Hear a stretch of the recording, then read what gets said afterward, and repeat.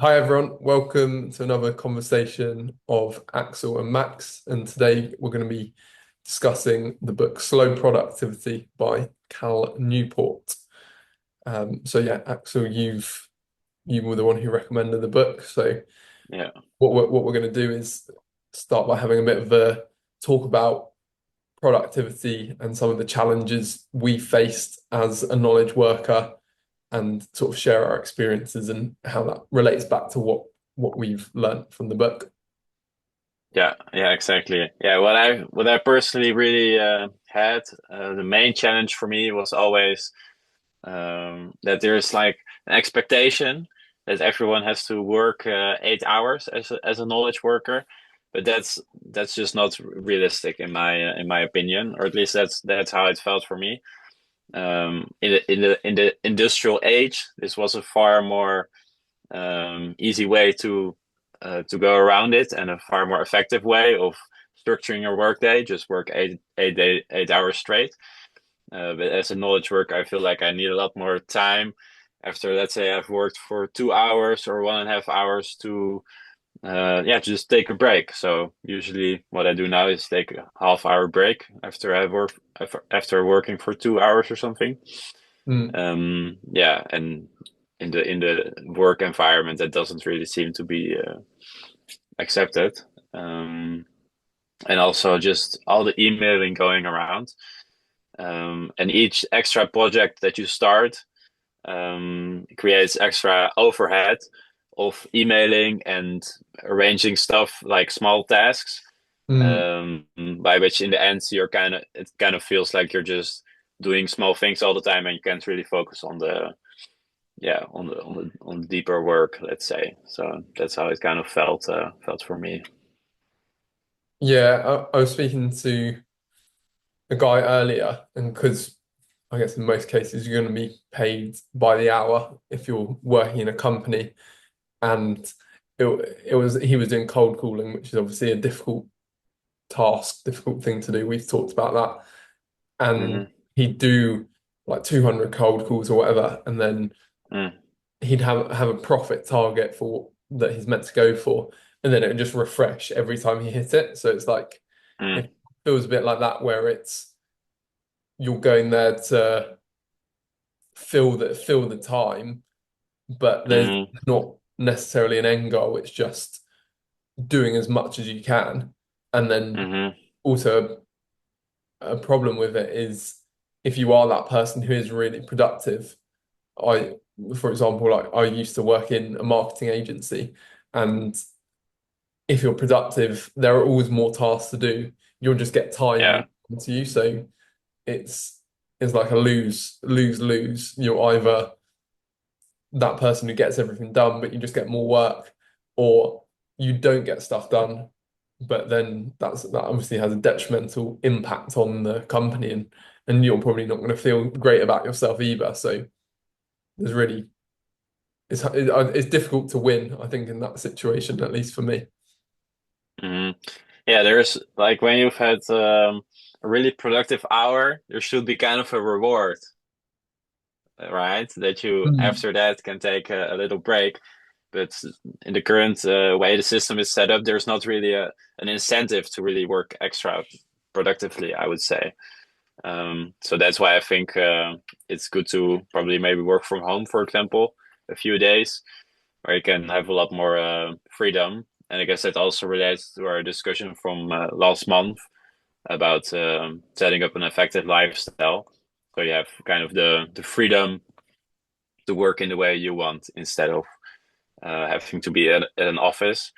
Mm. And one thing that the author is the term that he uses is pseudo productivity, um, where we are like our managers and bosses are using the like how hard we're touching our keyboards all the time and clicking our mouses and appearing busy Yeah. as kind of a proxy variable, as like a variable to see to see how productive we are. So, well, it's really hard in the knowledge worker age to see how productive we are. So managers just think, okay, if people are sitting in the office behind their computers, touching their keyboards, then it's probably okay. Yeah, And yeah, that's of course a nonsense. So yeah, but it is kind of the way it's set up right now. And that's why I think it's kind of quite important to escape the office and have like flexible working uh, setup. yeah, So the average knowledge worker checks their email every 6 minutes. So that's yeah, kind that's of crazy. And it's as well, yeah, it's weird in companies now that you have the expectation to have like your notifications on. And yeah, I was just like, yeah. I said it to my old manager, and I said, "This is crazy. Mm-hmm. I'm just going to have to turn these off because they ping through, and there's that Mm-hmm. statistic of how long it takes you to refocus on a task, and it's like Yeah, I yeah. can't remember the figure. I don't know if you can, but it's like 20 minutes or something ridiculous. Mm-hmm. So every Yeah, time yeah, an email pings yeah, that you'll yeah. never really you'll never, I guess, yeah, one of the biggest things is you're never really into doing the work, and you Mm-hmm. have to be like very disciplined to keep stuff at bay in terms of emails coming through. You've got Teams and like Slack messages as well that pop up. Mm-hmm. And it's just human nature that you just want to see what's going on there. So you click Yeah, the messengers, and then yeah.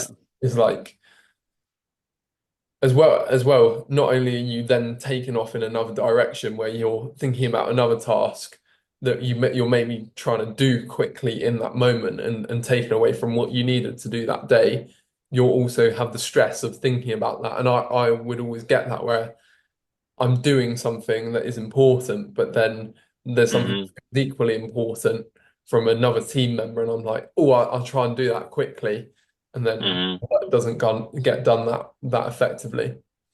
Yeah. And I think that's a nice bridge to the first thing that the or main aspect that the author gives for Mm. a better way of productivity that's related to slow productivity. So we've now discussed what the challenges are, and this book hopefully offers some guidance with these challenges. So the first thing is doing less things. I'll just call all of them. The second thing is working in a natural pace. Mm. And the third aspect is to obsess over quality. So you were saying that you're kind of focused on something important. You're kind of in the flow, maybe, and then team messages pop up, and you're distracted again. That was also my experience, and I try to yeah, really block out the team's aspect as much as possible. But yeah, that's also you have like the cultural aspect where you kind of have to fit in sometimes a bit. Um, Yeah, yeah, so it's kind yeah. of yeah. That's why it's I think good to have to do less projects in total, because with each project there comes some administrative overhead, as the author says in the first chapter. So let's say you have a project, it's going to be like 70% um, like working on your computer or whatever, drawing up documents, writing, or doing analysis or whatever. Just for example, there's going to be 30% small emails, small things that have to be done. And at a certain point where you have quite a few projects, then you're only going to be busy with administrative overhead, and the only time you will have for really working is you're gonna have to do it in the evening or before working, for example. And that's one reason why it's the author says it's important to only have a few projects and not too many, so you can really focus on the things that are important. And that's why he also says that it's um, smart to have less projects basically. Mm. So, Yeah, yeah, definitely. I think when there's just too much, there's so much to look at and focus on. I hmm had that in my last job. So worked in a marketing agency, and the way their business model worked, they needed to have this many clients per employee for it to work. And that's not only is that a very stressful way to work, it's also because there's so many projects, it makes it just makes everything you do more challenging because you have to have like the mental recall, as you say, there's like admin time and Hmm. there's sort of tasks you need to do to like plan your week, but everything takes longer where there's more complexity in the system. Whereas what I do now is just working with a smaller number of clients and it allows me to focus more on them. And that's a lot better in terms of just doing less things. But I don't know about how you, I don't know about you as a man, but I find that it's really easy just to like fill up the days and do stuff that maybe I feel like I should be doing, but it just wasting time. Whereas I sometimes think, oh, my quality of life might be better if I focus on a few small things. But say this weekend, Hmm. I'm just there's multiple things that I got involved with, which maybe isn't like the most central focus of my life. But maybe that's being too Mm. harsh as well. Mm. Yeah, I think for me it's also just nice for having a peace of mind to have less stuff going on. And I think it's yeah, what I had at a certain point was just that I was dealing with too many projects that I could reasonably work on, and that just gives like a constant well, it gave me like kind of like a constant state of like a small amount of stress that was not necessary, which is kind of caused by that there is expected that you do more than you actually can. And yeah, well, we don't perform better if we are stressed out. So I guess that doesn't really uh, that's not really good.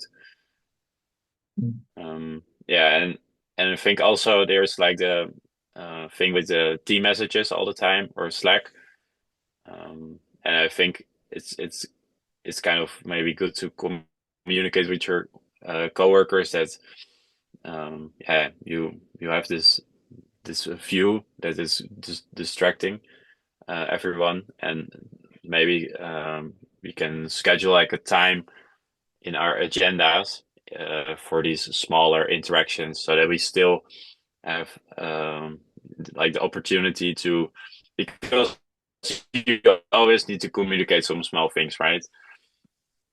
But just kind of block time in your agenda to do this stuff instead of Yeah, that'd it be going quite around all the time.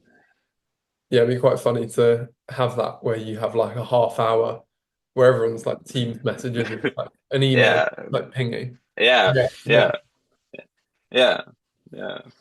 Yeah, I think it would be possible. Like if everyone like, gets on the same wavelength and sees this, then I think it will definitely be possible.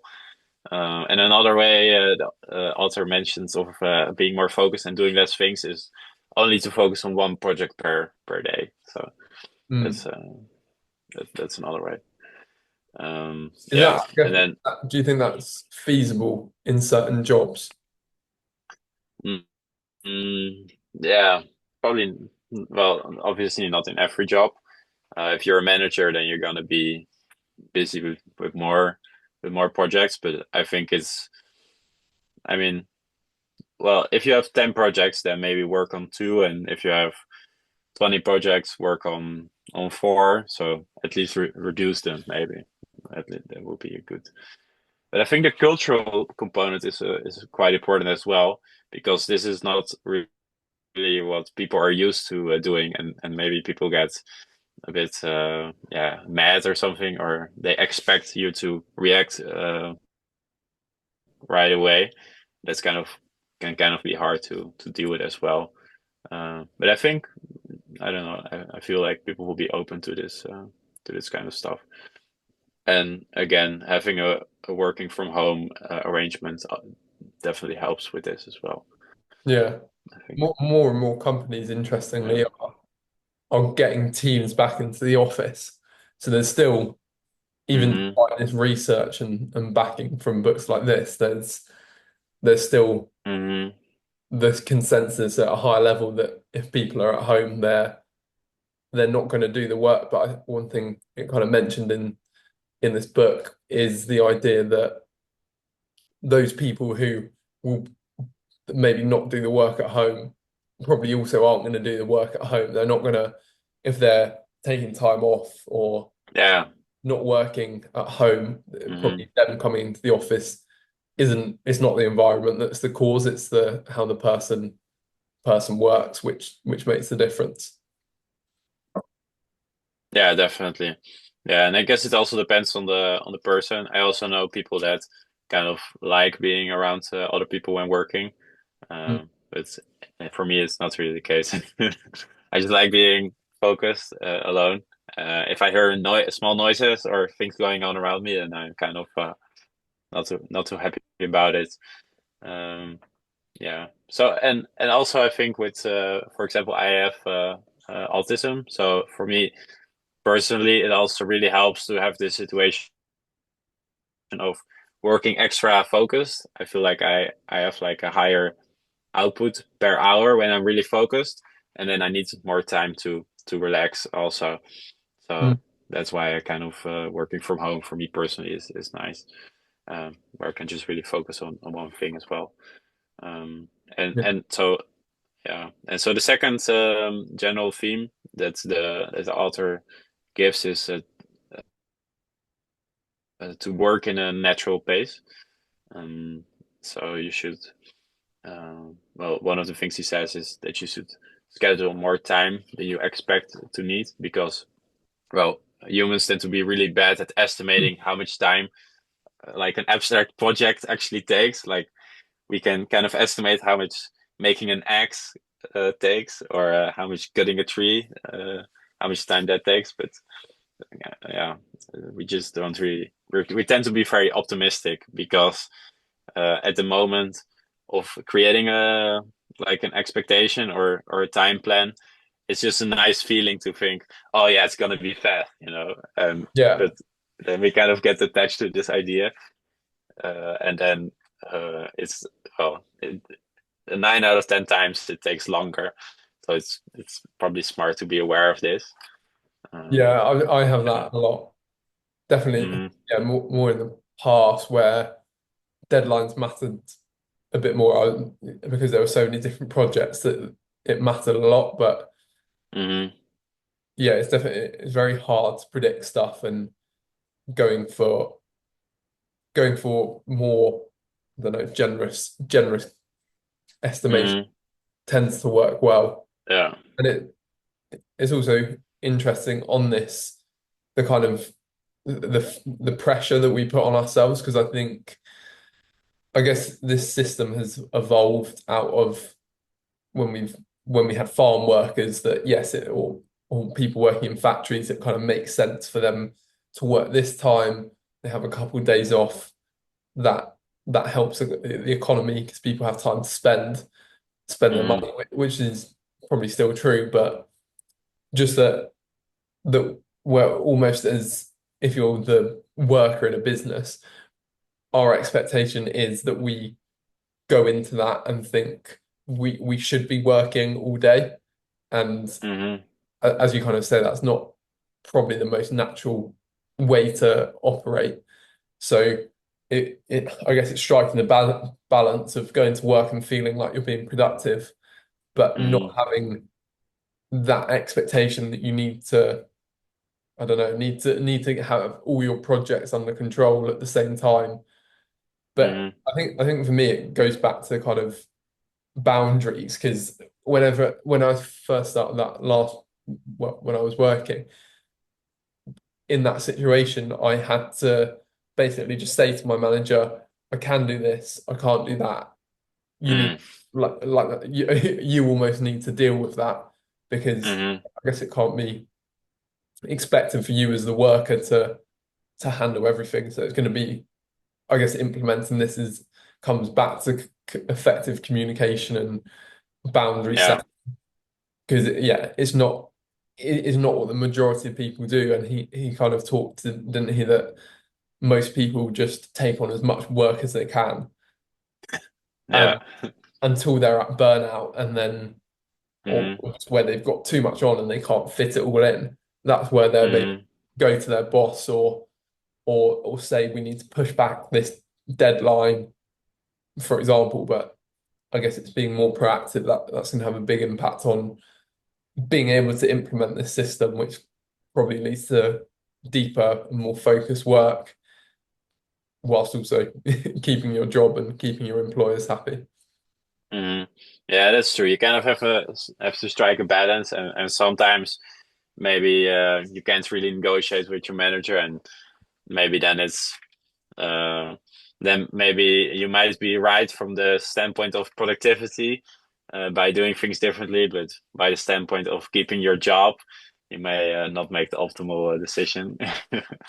Yeah, That's yeah, also important to keep your job, of course. yeah. Yeah, and it's kind of crazy, right? We can set boundaries at a certain point, but most people only do it when they're like really stressed. So they kind of get to a point where we allow, or the majority of people allow, to be pressured as much until they come to a point that they are already above their limits, but then they're above their limit, so they cannot take in any more work. Mm, And only then we set the boundaries. But for the standpoint of productivity, it would be better if we set it earlier, right? yeah. Um, I yeah, guess and that's partly human nature that mhm, I've seen that in my life where it's like only when things are actually properly bad does it give us enough motivation to change yeah, something. hmm, And I guess it just yeah, goes back to like comfort in you have comfort in keeping it to yourself, and maybe there's some pride as well in thinking I'm taking on all this work and I can handle, yeah, like definitely in the hmm, UK there's status related to like hustle culture and doing loads of work, and definitely for men I see that hmm, quite a lot online, that's sort of promoted. hmm. Yeah, that's true. We kind of use being busy as a way of feeling important in a way, maybe. Yeah, yeah. Yeah, I definitely see that as well. Yeah, and so another aspect is the thing of seasonal work. Um, so basically, the author is talking about how it's good to have like um, times of a high season where you're more productive, and like taking more of a season where in lower productivity. And now the way it's now, it's like, yeah, you have in the West then 2 to 6 weeks of holidays or something for most people. Mm, Um, and outside of that, it's, well, we're kind of expecting to always be productive, and that's quite unnatural for us as humans, I think. And now that I have more freedom, and I'm really taking every year maybe 2 or 3 months at least off from working. mm. But I feel very productive. So I also, when I look at the results, I feel quite productive. I don't know how it is for you, but for me, it really feels like, yeah, sometimes I'm really in a just very focused season, and I wake up early in the morning, and then I really get a lot of things done. And Yeah, I yeah, guess one thing that may be different for you is when you have the time off, it's sort of fully off, whereas I yeah, think yeah, the way I'm doing it is more I'm working, but the workload isn't super high. But yeah, mm, I don't know. I, yeah, the nature of my business isn't maybe one where you can just walk away, but it would be cool to sort of try and like have a period where you're just yeah, and just experiencing life, maybe going hiking or spending a long time doing that, or surfing, for example. That'd be mm, cool for me to try as well. yeah, yeah. But for your workload is somewhat stable, right? Over the time. So. Yeah, yeah, yeah. It's not as intense as it used to be when I was working for someone. Mm-hmm. Mm-hmm. Yeah. But then you also, like, let's say if you're feeling extra productive for 1 month, do you do Do you use it for other projects, and when you feel less productive, you do like less work? How do you deal with that? Yeah, it's a good question.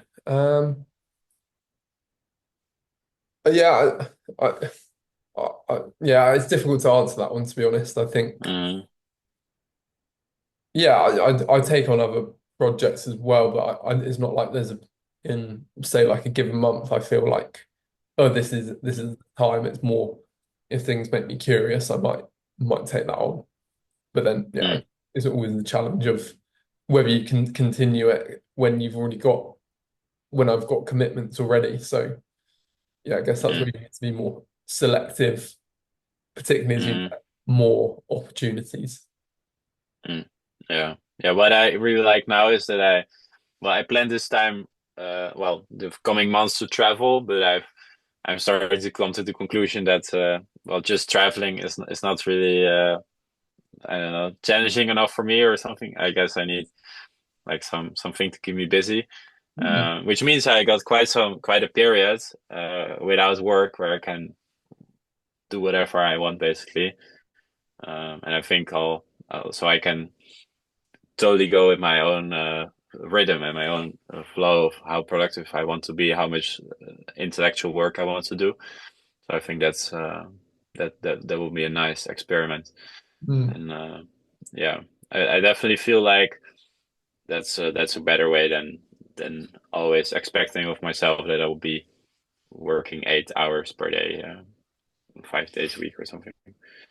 Um, Yeah, it gives yeah, you and room to sort of explore, doesn't it? Which is nice. yeah. Which also goes back to the third main theme of the book, which is to obsess over quality.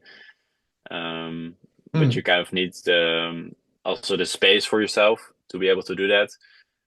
Because he gives like an example of a singer songwriter who turns off a $1 million sign off deal. So because then she has like less financial incentives to perform to get a lot of listeners or whatever, so she can really make the music in the way she wants, Mm. um, and then have like more quality in that sense. And that really resonated with me.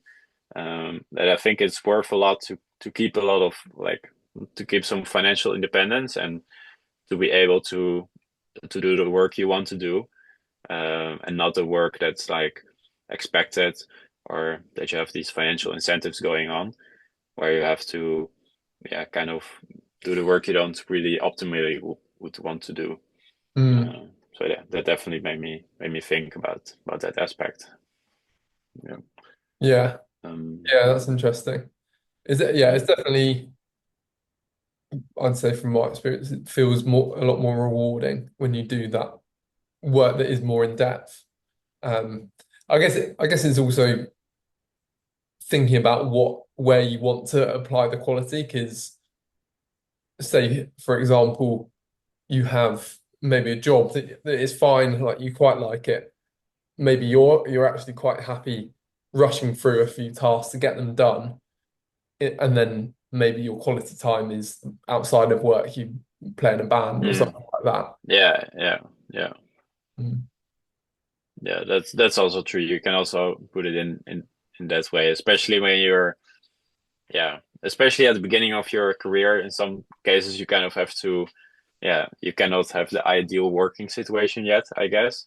Mm. So you kind of sometimes have to become a bit creative as well. Maybe indeed when you're like you want to be an artist, you can just think, okay, I just want to get my work done, and then I can focus on what I really want to do. Mm. Um, yeah. So in the last chapter, he gives a few smaller examples of ways to obsess over quality. Um, like so, investing in good equipment, like a good working desk, a good computer, or whatever, like the stuff that you really want for your work. Because then it also it's about how you see yourself. If you see if you think, okay, I find my work so important that I'm gonna really invest in good equipment, and it's kind of gonna change how you think about it. Mm. And one example he gave also resonated with me, and also relates to like where I'm uh, in my life right now, which is to bet on yourself. So, for example, Bill Gates, he quit college to start his own business. So it kind of puts some social pressure also. Like you're not just gonna do that for no reason. And you can actually also kind of use these social expectations. So you can say to your environment, okay, I'm gonna do this and this, and then you're gonna create the circumstances for you to really perform, maybe. So that was a Yeah. nice example. So maybe for me, yeah, I could also like invest more in my professional development in a company, or I can also start my own business, but maybe then starting my own business now, that even though it's not as certain, it's gonna create yeah, more incentive for me to perform well. Yeah, Yeah. I had just on that one quickly. I had that for sure when Mm-hmm. I was going traveling, so I just told everyone. So Mm. I was like, I'm going to out to Asia. Just everyone, I told everyone. So it's like I got to go, and I still put it off. But I was forced to go. Oh yeah, Good. yeah, yeah. That's true. That's a nice example. When all Um, your friends start asking, when are you going to do that?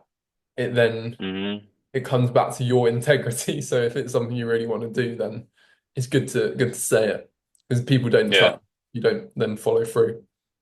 yeah, yeah. That's true.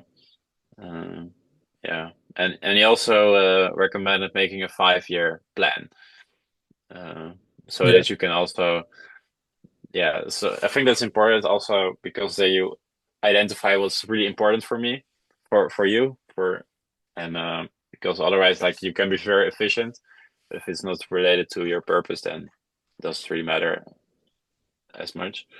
mm, So I think that's also a good one. So yeah, in the last chapter, he gives a few small uh, things, like smaller tips, but still, which are still useful.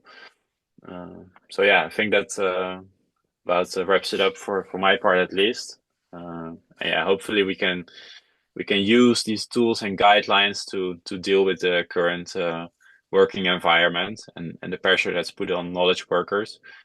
Yeah, and I think the examples he gives of yeah, breakthroughs in the sciences, for example, or of great book writers, which really came over a long period of time, can be very insightful.